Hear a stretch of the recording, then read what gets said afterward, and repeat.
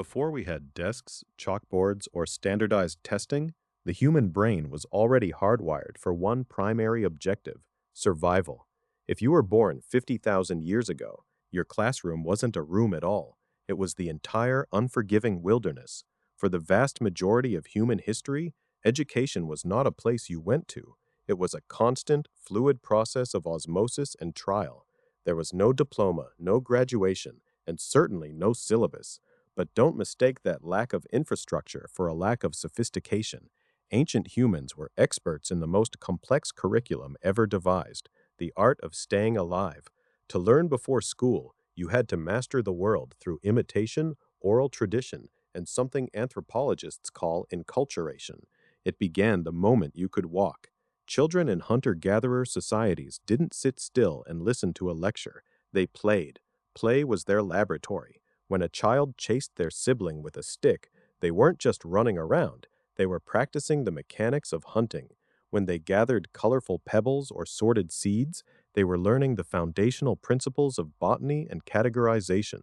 By the time a child reached the age of 7 or 8, they already possessed a working knowledge of dozens of plant species, their seasonal availability, and their medicinal properties. Imagine trying to memorize the entire contents of a university library without a single written word.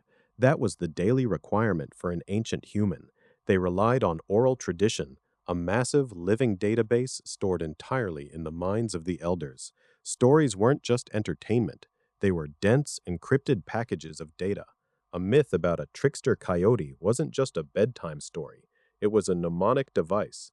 It mapped the terrain, identified dangerous predators, and explained the unpredictable nature of the weather. These stories used rhythm, rhyme, and repetition to ensure that information was transmitted with high fidelity across generations. If you missed a detail, the tribe suffered. This forced the human brain to evolve an incredible capacity for narrative memory. We didn't learn through facts, we learned through character arcs. Around 30,000 years ago, we began to externalize this knowledge. We started painting the walls of caves, like those at Chauvet in France. These weren't just primitive doodles. They were the world's first interactive whiteboards. They served as visual aids for the elders as they lectured the younger generation on migration patterns or the anatomy of bison. A painting of a wounded animal was a lesson in projectile trajectory and tracking. It was the birth of the diagram. But the most significant shift happened when we started to specialize. For 95% of our existence, we were nomads, but roughly 10,000 years ago, the agricultural revolution forced a change in the syllabus. Suddenly, we weren't just learning how to hunt, we were learning how to control time itself. To grow wheat, you need to track the solstices. You need to calculate the precise moment the rains will return. This is where education shifted from how to survive to how to predict. We built monuments like Göbekli Tepe in Turkey, constructed over 11,000 years ago. These sites were arguably the world's first schools of astronomy. They weren't just shrines, they were massive stone-carved calculators that taught apprentices how to read the stars. Think about the sheer cognitive load required for an ancient apprentice to master flint knapping. Creating a stone tool isn't just hitting two rocks together. It requires an understanding of fracture mechanics, core preparation, and material science. It takes thousands of hours of tactile, sensory motor learning. There were no textbooks on how to hit a stone to produce a perfect flake. There was only the master standing behind you, correcting your grip, adjusting your angle, and letting you fail until your hands learned what your mind couldn't yet articulate. This is what we call apprentice-style learning. It is the oldest form of professional training. It relies on the mirror neuron system. When you watch someone perform a task, your brain fires as if you are doing it yourself. It is the most efficient way to learn complex motor skills. For tens of thousands of years, this was the primary way we transferred technology.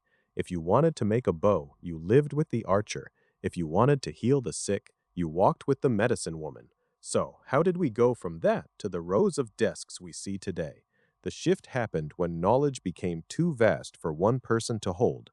When we transitioned into complex societies, we invented writing, like Sumerian cuneiform around 3200 BCE. Once we could store knowledge on clay tablets, we no longer needed to carry it all in our heads.